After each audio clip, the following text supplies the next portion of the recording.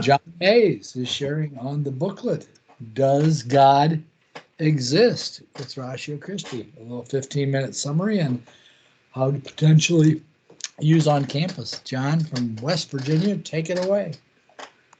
15 minutes.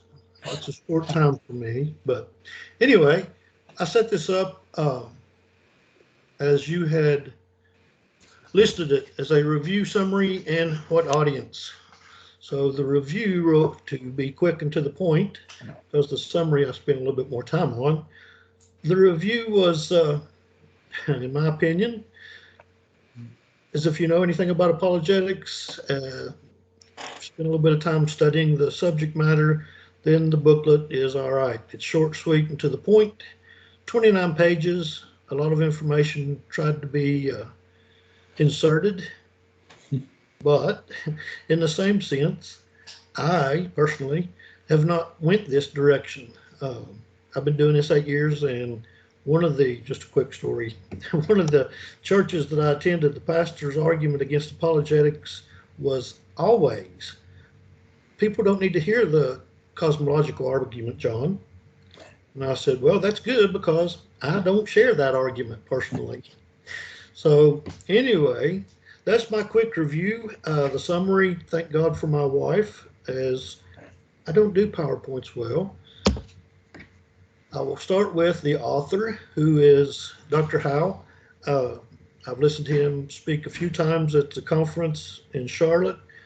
He is the speaker and debater in churches, conferences, university campuses, issues concerning, what else, but Christian apologetics, philosophy as well. Dr. Howe is, the apologetics at Southern Evangelical Seminary in Charlotte, North Carolina, where he still teaches part-time. He's past president of the International Society of Christian Apologetics.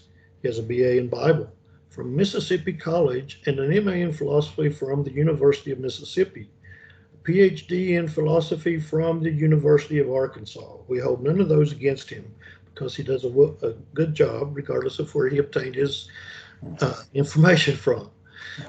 Both of his master's thesis and doctoral dissertation focused on the issue of God's existence. God's existence, and as my summary in this booklet, is contained in the opening of the booklet. He starts with, in our contemporary setting, denying God's existence is becoming increasingly acceptable. Arguments against the existence of God abound. Christian needs to be equipped to respond to the rise of atheism and be able to demonstrate that God does indeed exist. So that's the summary in a paragraph. However, we put a lot more information in that as we proceed throughout the booklet. He has two arguments that he focuses on. First, the cosmological argument that God is the cause of the existence of the universe, and the teleological or design argument, cause or purpose of design in the universe. Both are very informative, very convincing if you choose to go this route in establishing more of a probability, and I'll go into more of that as we go. An argument is termed cosmological because it argues from the existence of the universe, cosmos, Greek.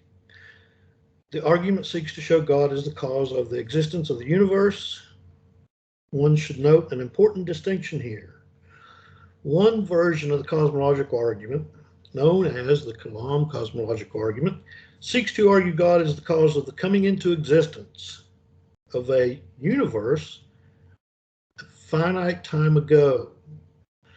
Another version, known as the argument from contingency or first cause argument, seeks to demonstrate God is the cause of the continuing existing, with the emphasis on ing, not just exists, but existing of the universe.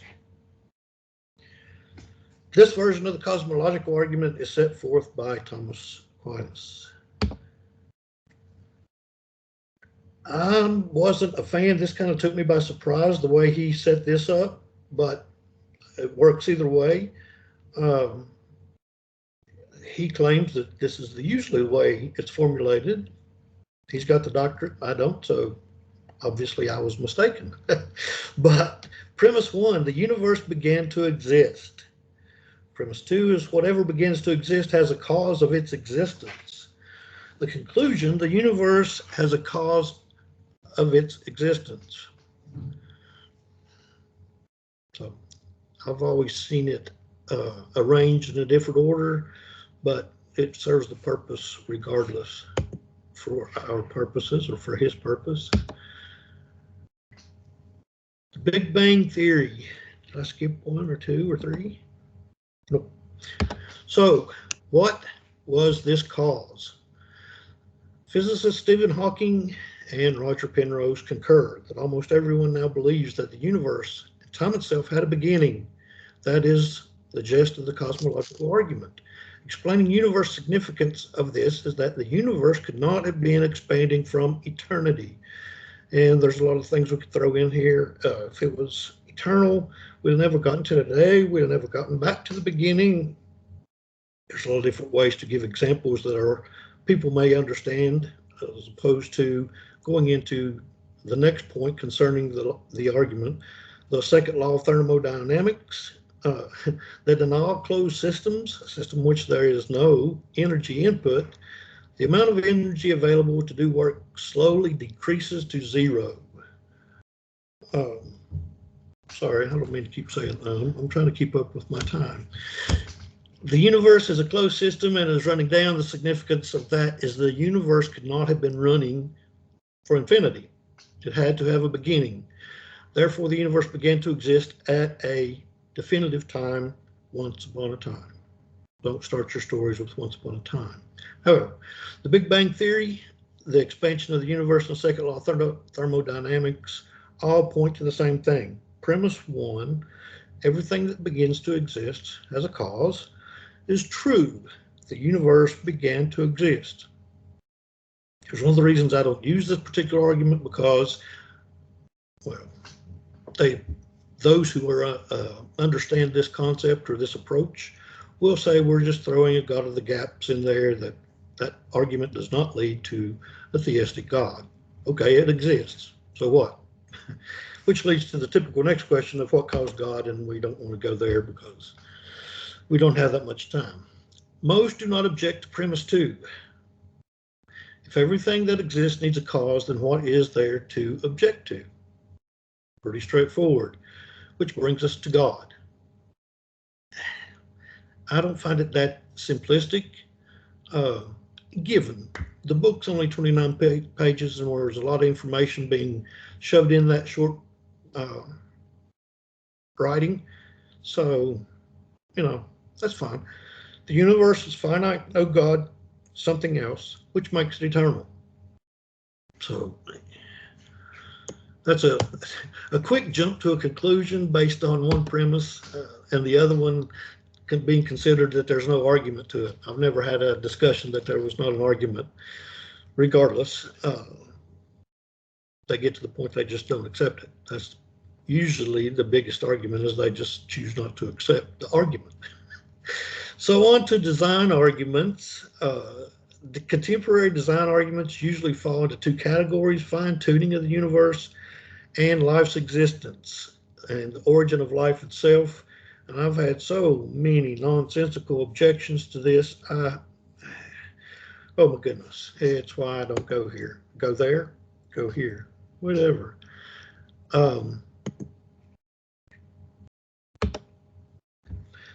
Stephen Meyer, if we're going to use the design argument, I'm all about intelligent design. If we're going to use that, then let's go there. But unfortunately, most people don't know anything about that either, especially in my part of the woods. It's all King James, and it's in the beginning God created. It doesn't matter the rest of this. Design as, I throw little things in there at times just to kind of break my reading. Design is irreducible complexity. The idea that certain biological systems consist of interlocking parts that must be in place before the system can function at all. To make that a little bit simpler, Michael Behe says, you think of a mousetrap. If all the parts didn't work. If the mouse doesn't come in, take the cheese off the little, or the peanut butter, whatever you so use to draw the mouse in. If that doesn't work, then none of it works. Darwin even admitted this, although you can't get most people to admit that he admitted it. If it could be demonstrated that any complex organ existed which could not possibly have been formed by numerous successive slight modifications, my theory would absolutely break down, of which his theory does break down depending on who you're talking to or what you're actually trying to show. Because those people that I communicate with, for the most part, when they think of evolution and Darwin, they think of the monkey progressively getting up to a human being. And that's not really what evolution is, but yeah. Darwin's Doubt. Wonderful book. I've read parts of it. I haven't made it all the way through. The contingency or first cause argument, therefore, if anything exists at all, then if that thing is not uncaused and self-existing, it must be continually being caused by something that exists by its very nature. Why should one think that that self-existent being is God? Because we said so. Because the cosmological argument and the fine-tuning argument, and I'm just not a fan. Sorry, I'm not a fan of those two particular arguments. 3 minutes and 47 seconds. I gave myself 15 minutes. Sorry. Aquinas gives a lot of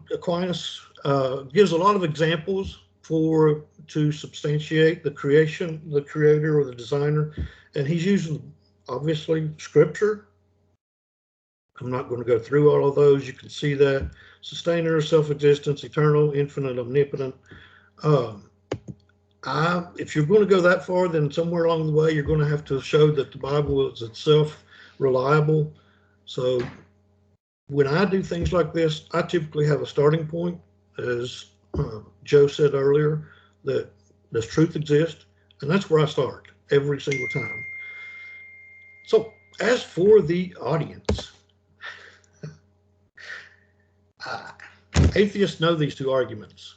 So I feel like you're wasting your time and energy if you're going to share them with atheists, because they know them, they're going to argue them, they don't find them compelling.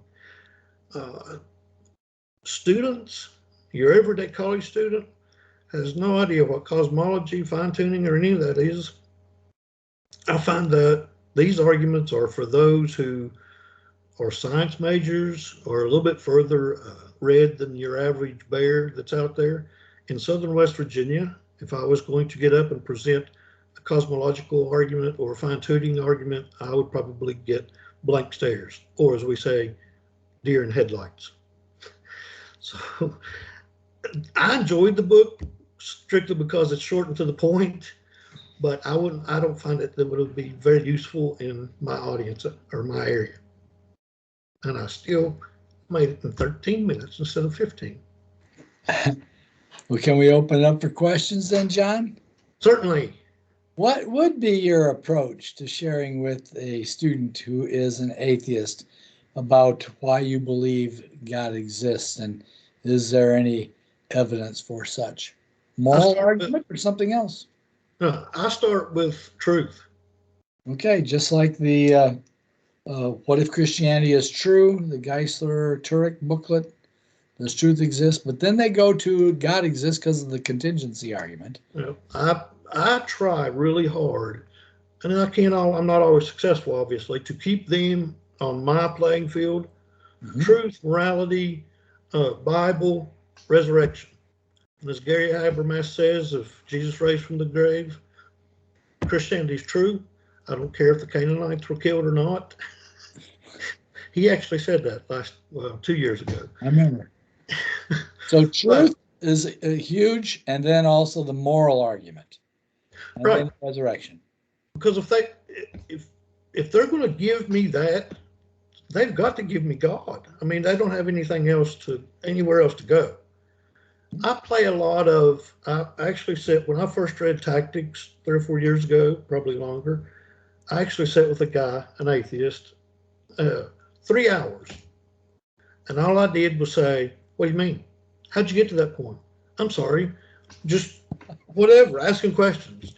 And he actually gave me credit. He said, you've learned a lot since last year. And I was like, buddy, all I'm doing is asking questions because I'd learned no more. I'd already finished, been doing it for a couple of years. But he was, I don't know, I guess impressed by having to answer my questions. They weren't complicated. Ross or Mark, do you have any questions for John?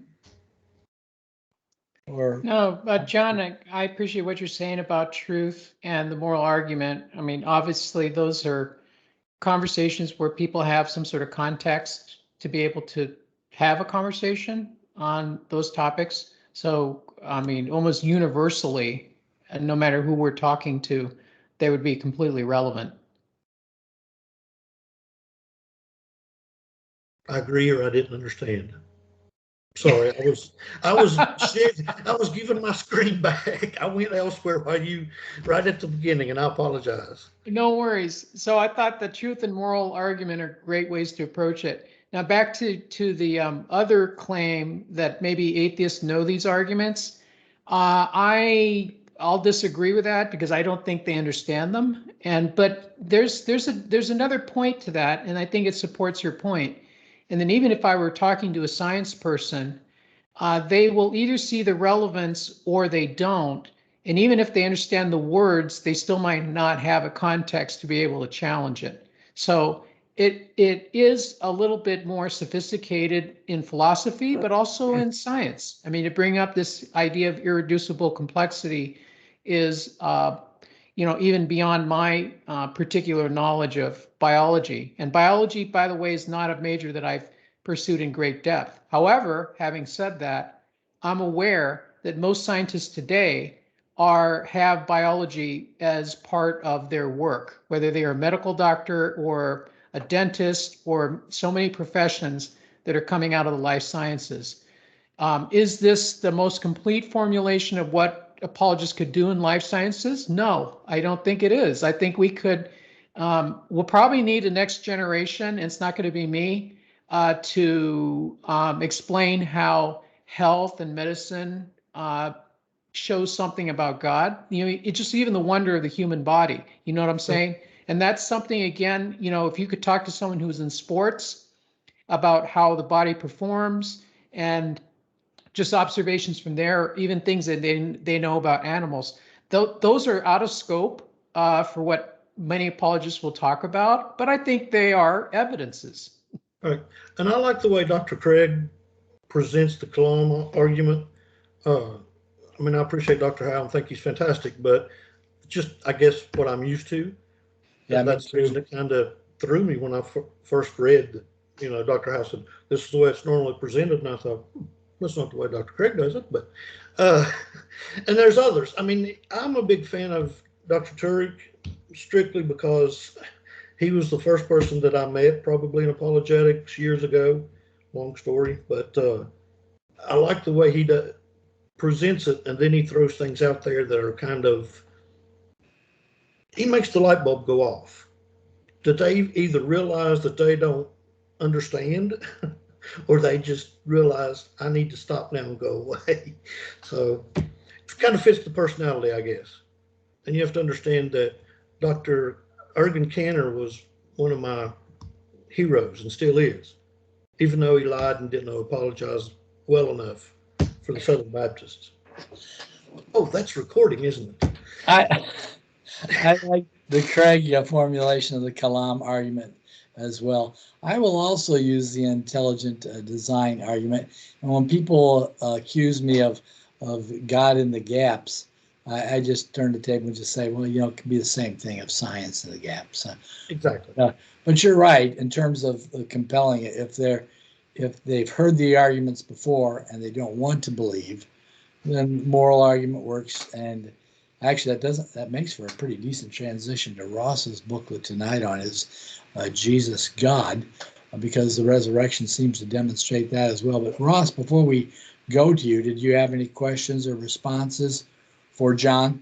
Yes, I did have a response as somebody who's a professional investigator who's familiar with evidence. I think a lot of times with the irreducible complexity objection, from atheists and skeptics, and also the other matter of intelligent design. I think it's a red herring that they throw out. They say, well, it's not science. Your argument is not science. But the truth is, no, it's not science, but it is based on science. However, it's circumstantial evidence is what it is. If you look at it from a evidence perspective, what the intelligent design argument is from circumstantial evidence or inference to the best explanation. So that's sort of a red herring. Yeah, it's great evidence. It's great circumstantial evidence for the existence of God. So that's all that I wanted to say simply. I like that. I wish that well, in my experience, I wish that I was able to share the way my professors shared. But when I do things like that, I'm divisive and whatever. Like Dr. Moreland, I mean, I really grew a huge appreciation for some of these guys that talk about, like what you're talking about, the contingency and, yeah, the clock and, drew a complete blank right in the middle of that sentence. So sorry. Anyway, I agree. Thank you. I appreciate the fact we have free thinkers on this thing. That's why I changed my hat. Because, yeah, question the booklet, question each other, push back, great stuff.